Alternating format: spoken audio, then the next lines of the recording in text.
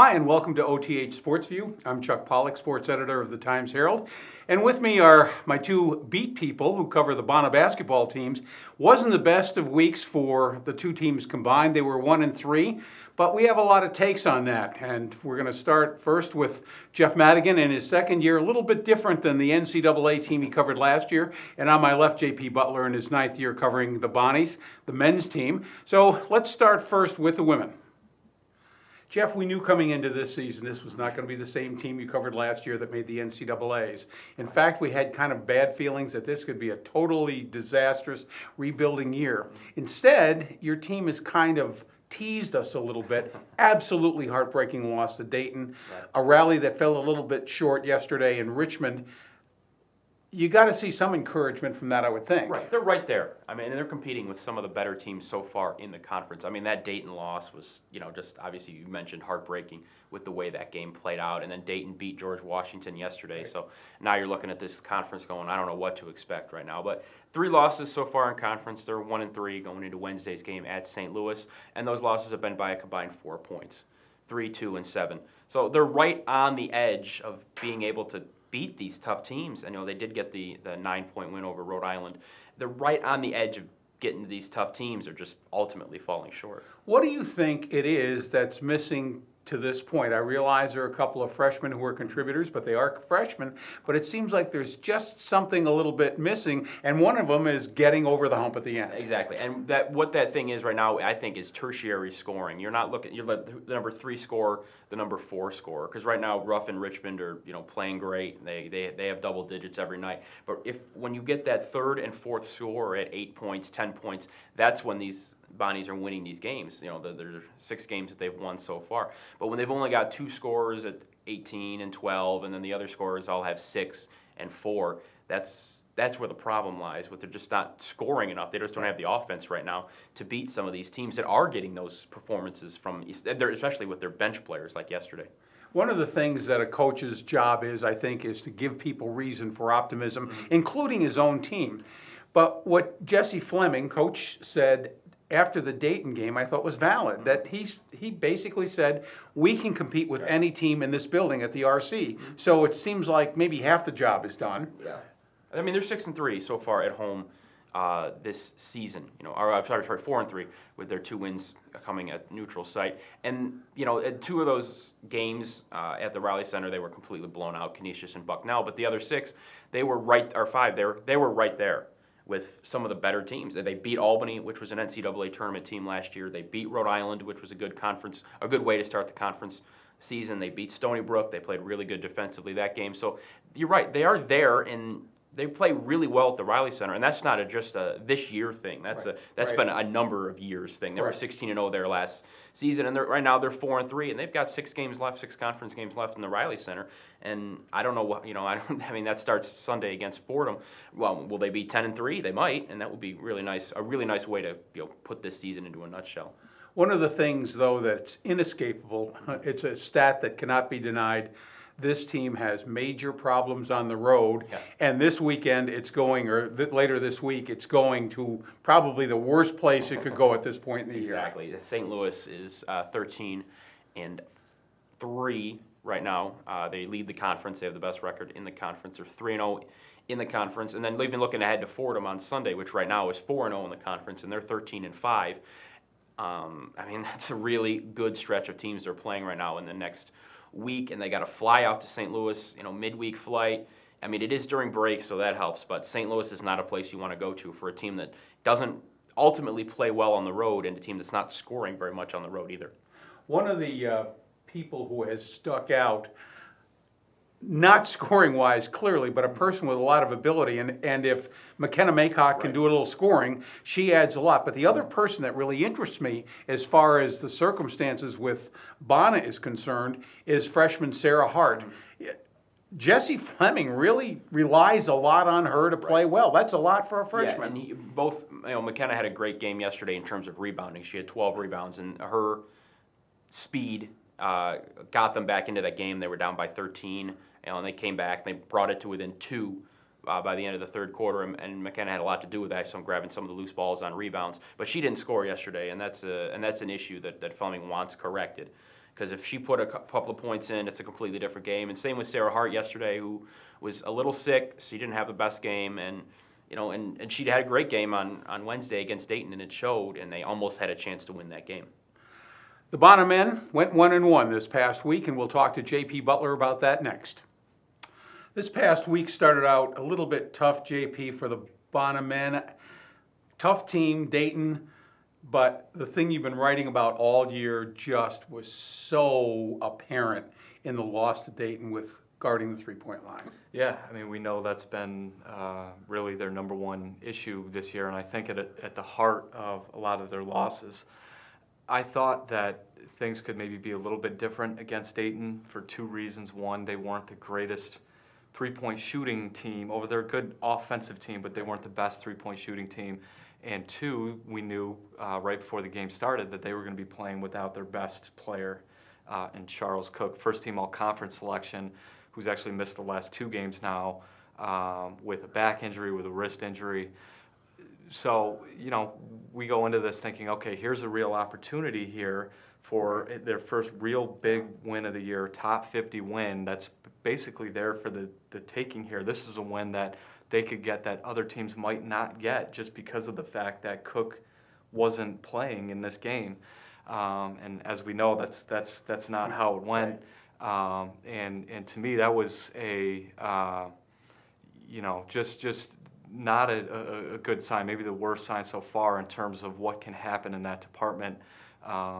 Dayton, I don't know if I've ever seen that high of a three-point percentage before with that number makes. 14 makes, I think, on 23 three-pointers, and just really, kind of blown out of the gym, losing that game by 16 points. Really, to me, again, just another missed opportunity. We've talked about some of the other missed opportunities. UNC Wilmington at home, losing this one, to Dayton. All three teams that they've played, who are top 100 teams so far, they've lost to. So, obviously not good. Left a bad taste in their mouth, and a lot of questions for the first time in a long time, I think, just about the direction I wrote about that, just about where this season was kind of headed. But, as we know, they, do kind of bounce back, a couple of days later against George Mason. But your point was well taken. Before that game, you get them at a perfect time, missing their top at home. Right. It was in a decent crowd, and 14-23, they shot better from three than they did from two. But again, just another missed opportunity and another indication that things are not great on the defensive end, especially at the three-point line. The biggest struggle has been, keeping the ball in front of them. The ball gets into the paint. That's when it's kicked out for all these open shots that a lot of teams have taken advantage of so far this year. 3 days later, however, things changed.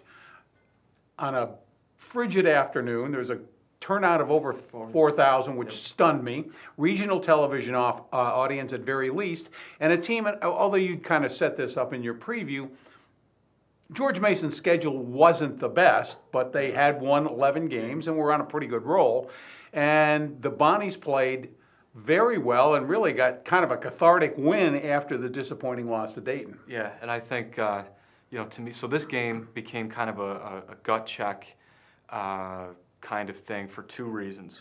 One, we knew going in that they needed to have a much better defensive effort this time around. What was their response going to be after what happened against Dayton? So we knew that going in. But then with 13 minutes left, there became another reason that this was going to be kind of okay, let's see where you're at kind of thing when Jalen Adams goes down with the ankle injury that ends up keeping him out for the rest of the game. And as I said in my story, they just had positive answers to both of those things.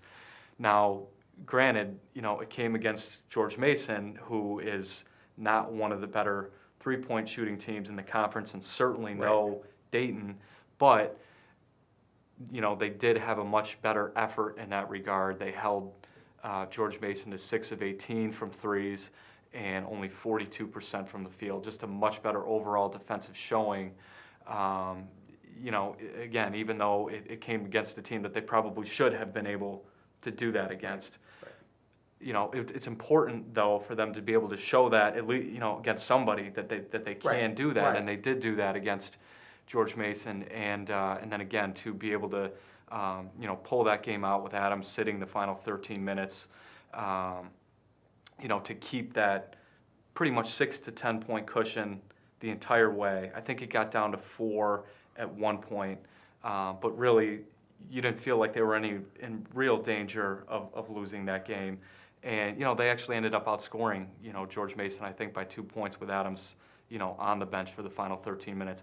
As we talked about, as you wrote about, a lot of role players, Right. Mainly Well, that's Denzel what I was Gregg gonna step say. up in that game. Imagine being in a situation where your two leading scorers, who average 44 between them, score 15, and they maintain because people like, not that Denzel Gregg is a role player, because Right. clearly he's become Dion Double-digit Wright. guy, yeah. But certainly Taki playing well, and certainly Caputo, Right. that was significant. Right.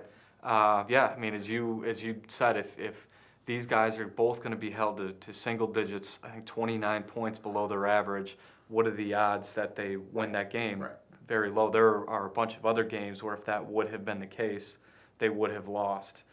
And so, I think for Bonner that was another aspect. They defended, but it was also nice to see that they could have this kind of instance where other guys, basically stepped up to give them the win.